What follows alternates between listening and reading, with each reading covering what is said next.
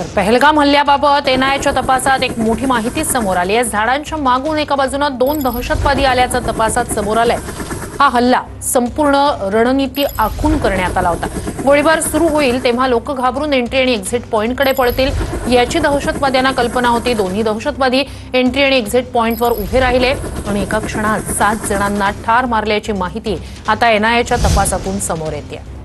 या सगळ्या संदर्भात अधिक जाणून घेऊया आपले प्रतिनिधी संदीप राजगोळकर यांच्याकडून। संदीप, स्वतः तुम्ही ज्या ठिकाणी व्हॅलीत हा हल्ला झालेला होता ते संपूर्ण ठिकाण तुम्ही प्रत्यक्ष त्या ठिकाणी ग्राउंड रिपोर्टवर जाऊन आलेला, आमच्यापर्यंत ग्राउंड रिपोर्ट पोहोचवला होता।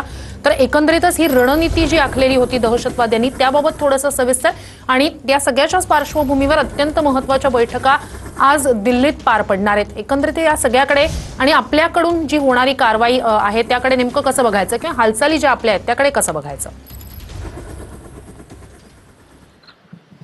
अगदी श्रुती, बैसरण व्हॅलीचं जे मैदान आहे ते मैदानाचा जर विचार केला तर अतिरेक्यांनी पहिल्यांदा आधी रेकी केलेली होती हे तर सिद्ध झालेलंच आहे। मात्र मैदानाच्या चारही बाजूंनी उतार आहे, उंचावरती खरं तर ठिकाण आहे आणि ज्या वेळेला 2 ते 2,500 पर्यटक त्या ठिकाणी आलेले होते त्यावेळेला एंट्री गेट आणि एक्झिट गेट हे जवळजवळच आहे खरं तर, आणि त्या गेटमधून लोक बाहेर येतील असा त्यांचा जो अंदाज होता तो खरा ठरला। कारण मैदानाच्या मध्यभागी ज्या ठिकाणी लहान मुलांचं खेळण्याचं ठिकाण होतं त्या ठिकाणी प्रत्यक्ष गोळीबार सुरू करण्यात आलेला होता आणि त्यामुळेच 2 जण गेटवर येऊन थांबलेले होते। त्यांनी ज्या भागात सिलेंडर फेकलेल्याचं आपण दाखवलेलं होतं त्या भागातून ते दहशतवादी वरती गेटजवळ येऊन थांबलेले होते आणि तिथं त्यांनी गोळीबार केला आणि जवळपास 7 नागरिकांना तिथं ठार करण्यात आलेलं होतं। त्यामुळे ही रणनीती एकंदरीतच त्यांनी आखलेली होती हे यातून सिद्ध होते। दुसरीकडे आज ज्या दिल्लीत बैठका होत आहेत त्या कायमच होत असतात, मात्र पहलगाममधल्या बैसरण व्हॅलीतल्या दहशतवादी हल्ल्यानंतर ही बैठक होत असल्यामुळे याला महत्त्व आहे। खरं तर CCSची बैठक यापूर्वी एकदा झाली होती, आज पुन्हा होते।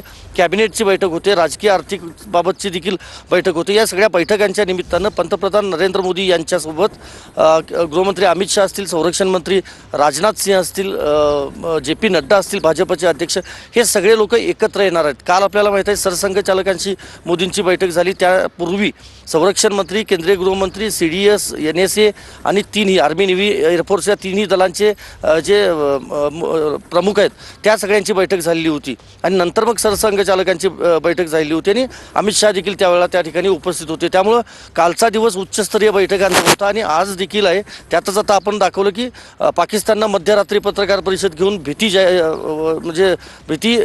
आहे ती खरं तर जाहीर केलेली आहे त्यांनी की भारत कुठल्याही परिस्थितीमध्ये 24 ते 36 तासामध्ये अटॅक करू शकतं। त्यामुळं आज ज्या काही बैठका होणार आहेत त्यामध्ये कदाचित अंतिम स्वरूप याला दिलं जाऊ शकतं।